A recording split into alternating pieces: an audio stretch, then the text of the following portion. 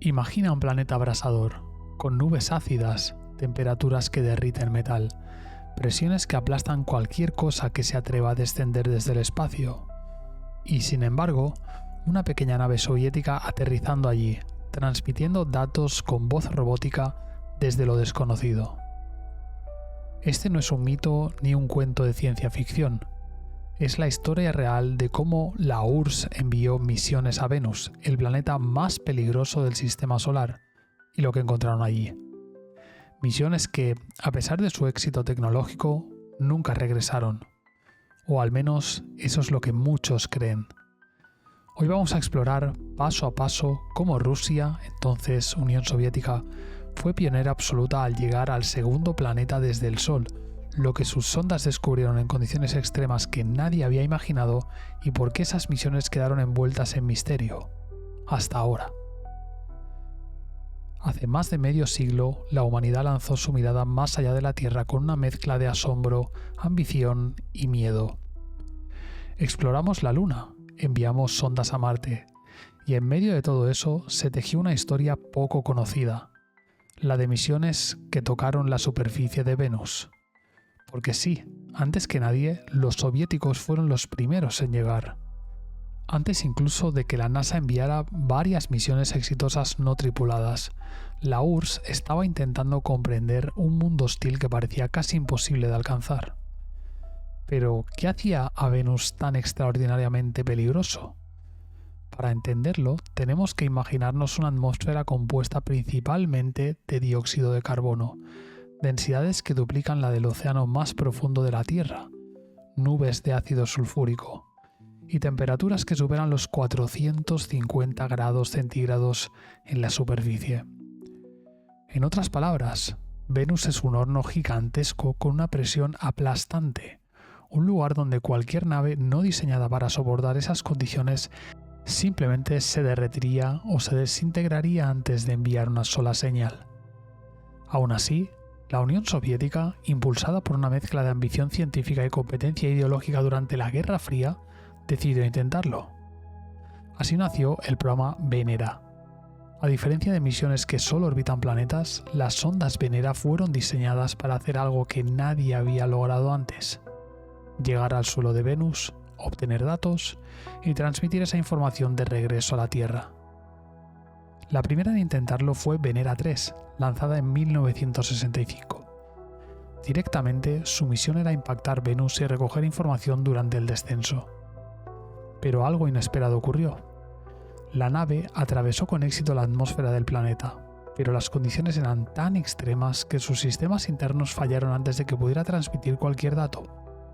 Aún así, los científicos soviéticos consideraron el intento como un paso crucial. Por primera vez, una nave humana había llegado a la superficie de otro planeta. Años más tarde, se sabría que, aunque no envió datos, Venera 3 fue la primera nave en impactar la superficie de un mundo diferente a la Tierra. Pero los soviéticos no se detuvieron. Continuaron enviando más sondas, mejorando cada vez más sus diseños para adaptarse a lo inimaginable. Siguieron Venera 4, 5 y 6, que sí lograron atravesar partes de la atmósfera y enviar datos sobre la composición y presión del aire venusiano. Los científicos quedaron impactados al descubrir que la presión en el descenso era mucho mayor de lo que se había estimado. Venus no era solo el hermano caliente de la Tierra, era un mundo completamente alienígena.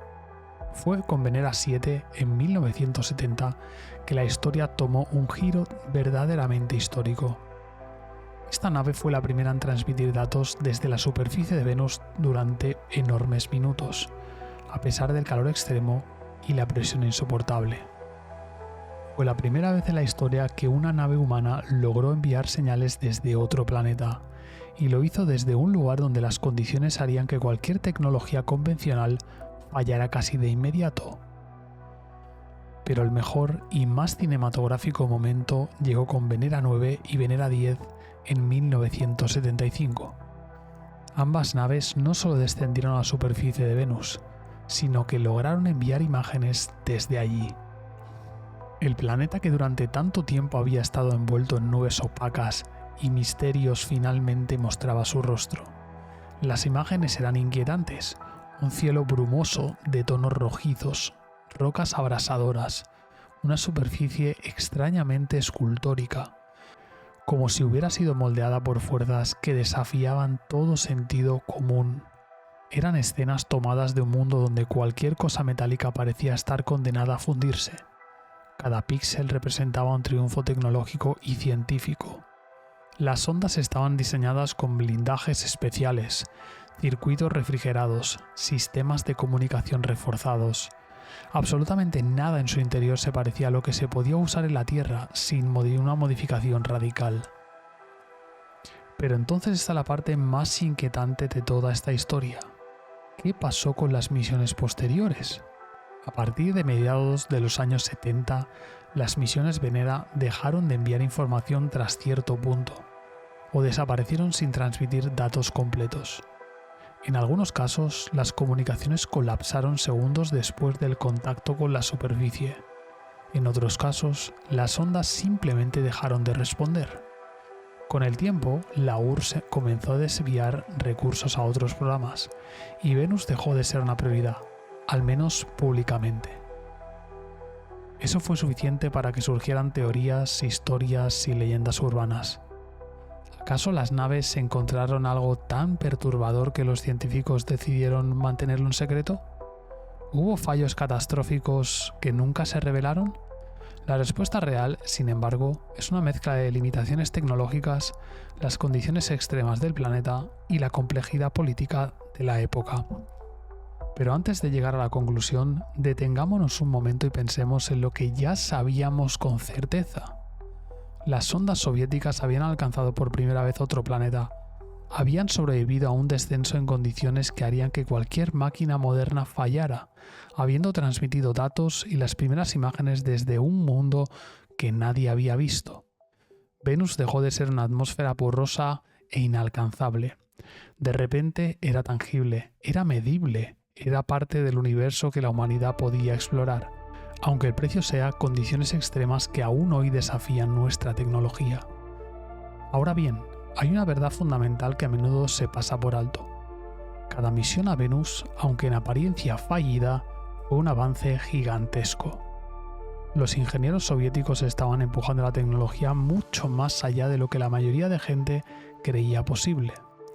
La electrónica tenía que resistir calor extremo, la comunicación debía penetrar capas densas de atmósfera ácida y los materiales debían soportar presiones que equivalían a cientos de metros bajo el océano terrestre. Todo ello sin posibilidad de reparación humana. Y sin embargo, lo lograron. La razón por la cual muchas de estas misiones desaparecieron o dejaron de funcionar tan pronto como tocaron la superficie no fue porque encontraran alguna forma de consciencia alienígena o alguna maquinaria imposible que destruyera la nave. No. Fue simplemente que las condiciones del planeta, como la presión aplastante y el calor letal, saturaban los sistemas mucho más rápido de lo que la ingeniería de la época podía tolerar. Recordemos, esto estaba ocurriendo en los años 60 y 70. No había microchips altamente resistentes, ni materiales ultra reforzados como los que existen hoy. Lo que Venus enseñó fue precisamente eso. Los límites físicos del universo no son negociables. Y aún así, contra todo pronóstico, la URSS logró atravesar esos límites y obtener datos reales. Y no solo eso, cada vez que una sonda venía de regreso con información, los científicos de todo el mundo la analizaban, la debatían, la comparaban y aprendían. La exploración de Venus, aunque con resultados abruptos y finales inesperados, fue un laboratorio de ingeniería y ciencia planetaria. Y hay un último detalle que convierte a estas misiones soviéticas en algo todavía más inquietante: lo que dejaron atrás. Porque las sondas Venera no desaparecieron sin más. Siguen allí. A día de hoy, varias de esas cápsulas metálicas descansan sobre la superficie de Venus, atrapadas en un planeta que no perdona. Máquinas humanas convertidas en restos arqueológicos de otro mundo, rodeadas de un entorno que las va devorando lentamente, segundo a segundo, bajo una presión capaz de aplastar submarinos y un calor que funde el plomo. No son ruinas antiguas, no son fósiles, son tecnología del siglo XX abandonada en un planeta donde el tiempo parece funcionar de otra manera. Y eso, por sí solo, ya es una imagen poderosa. Durante décadas, nadie volvió a intentar un aterrizaje tan directo en Venus. No porque no fuera interesante, sino porque los datos soviéticos demostraron una verdad incómoda.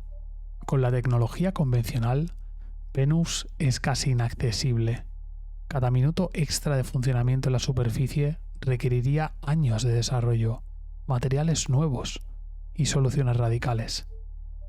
Mientras Marte ofrecía un entorno hostil pero manejable, Venus se reveló como un desafío extremo, un recordatorio de que no todos los mundos están esperando ser conquistados fácilmente. En cierto modo, Venus frenó la ambición humana, obligándola a repensar qué significa realmente explorar otro planeta. Y aún así, esas misiones nunca fueron un callejón sin salida. Al contrario, sentaron las bases de lo que sabemos hoy sobre planetas extremos. Gracias a Venera, entendimos cómo funciona un efecto invernadero descontrolado, cómo una atmósfera puede transformar por completo la superficie de un planeta y convertirlo en un infierno climático permanente. Venus pasó a ser una incógnita romántica, imaginada con un mundo cubierto de selvas y océanos, a convertirse en una advertencia cósmica. Un ejemplo real de lo que ocurre cuando el equilibrio climático se rompe sin posibilidad de retorno. Hoy, cuando agencias espaciales hablan de volver a Venus, con nuevas sondas, globos atmosféricos o incluso plataformas flotantes, todos miran hacia atrás, hacia aquellos diseños soviéticos que se atrevieron a lo imposible. La tecnología ha cambiado, los materiales son otros, los sistemas son más inteligentes, pero el desafío sigue siendo el mismo. Y en el centro de todo sigue estando una pregunta inquietante. ¿Cuánto tiempo puede sobrevivir una máquina o algún día un ser humano en un entorno así? Quizá por eso la historia de las misiones Venera no se siente como algo cerrado. No es un capítulo terminado, sino una pausa. Un aún no. Porque Venus sigue ahí, brillando en el cielo, recordándonos que ya lo tocamos una vez y que todavía no hemos terminado con él. Y cuando finalmente regresemos, cuando nuevas sondas atraviesen sus nubes y vuelvan a posar instrumentos sobre su superficie, no será un primer intento. Será la continuación de una historia que comenzó hace más de medio siglo, cuando unas pequeñas cápsulas soviéticas descendieron al infierno y nos enviaron, por primera vez, un mensaje desde allí. Entonces, la próxima vez que mires al cielo nocturno y veas a Venus brillando justo antes del atardecer, piensa en esto. Hubo máquinas que llegaron allí, que lucharon con condiciones que harían que cualquier tecnología terrestre fallara, que transmitieron información vital y que, aunque nunca regresaron, cambiaron nuestra manera de entender otro planeta completamente distinto al nuestro. Y aunque sus historias a veces parecen desaparecer en el tiempo, sus logros siguen marcando la forma en que exploramos, imaginamos y nos atrevemos a ir más allá.